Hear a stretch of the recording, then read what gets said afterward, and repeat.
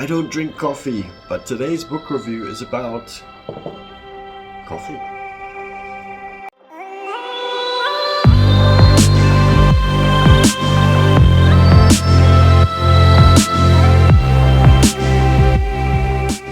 Hi everybody, and today's book that we are reviewing is called The Automatic Millionaire by David Bach.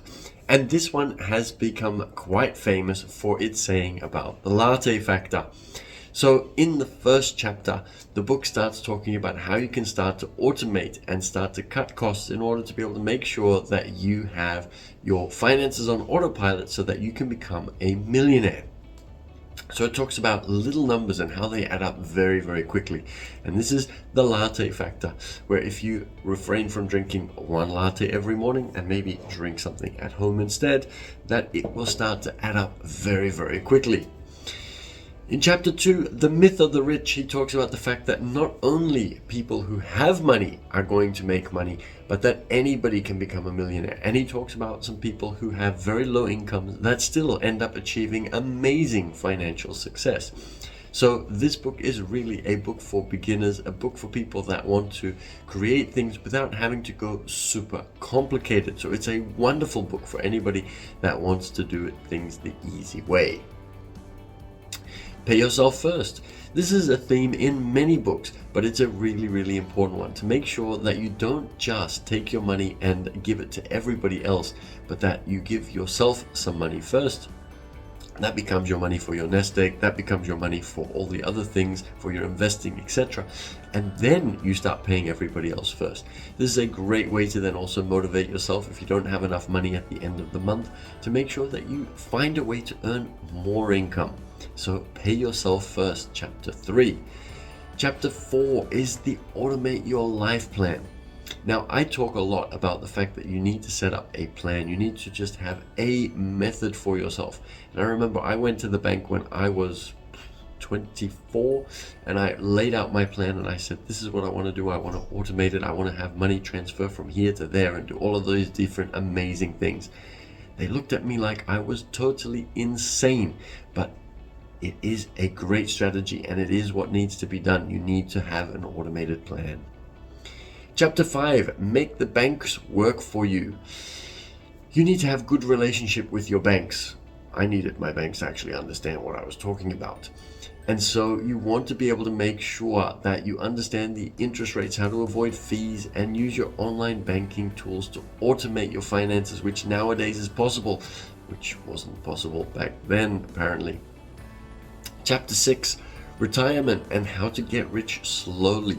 So if you start earlier, you're going to be able to have money for your retirement. If you start late, it's going to be a challenge. There are ways around this, but I don't want to overcomplicate things because this is obviously a book about simpler methods rather than looking for the complicated methods. So you want to be able to start early, compound, use it to your advantage, this compounding, in order to be able to make your money work for you more quickly.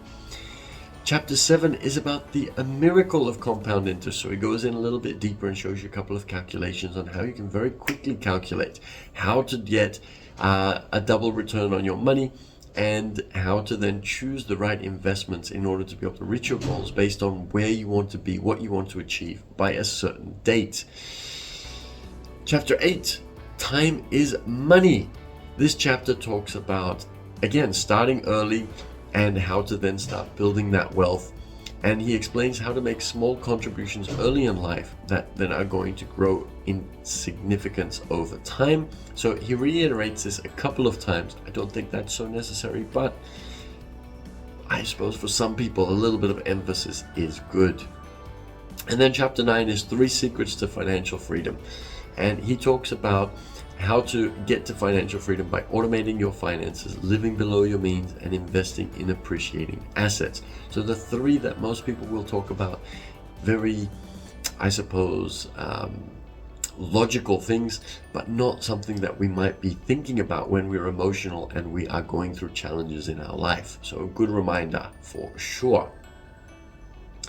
And then chapter 10 is all about home ownership, the Automatic Millionaire, home ownership, and how to achieve that goal, and how to then build wealth through property, and how you can buy a house that you can afford, how you can build equity over time, and use your home as an appreciating asset. So overall, in conclusion, it is a great book for people that want to get started. It is a great book to be able to get back into good, easy habits that we might otherwise have forgotten to get into, things that we already know, but that we just forget to implement because of emotion and different other things. So I give this book a 4 out of 5. I really like the more exciting books because that's just my personality, but it is a really important book to get back to basics, to ground yourself, and to get back on track. So if you feel that you're getting a little bit overwhelmed, that you're not certain of what to do, that things are getting a little bit out of hand, debt getting out of control, all of those different kinds of things, this is a really good book to get yourself back grounded, and it gets you back on track. So I highly recommend this book. Hope you enjoyed this book review. Looking forward to sending you another one soon. Thank you so much for joining, and remember to make the switch to unlock your rich, because there is a faster and better approach to doing everything. So let us help you find that faster and better approach. Links below for the book, and I will see you all in the next book review.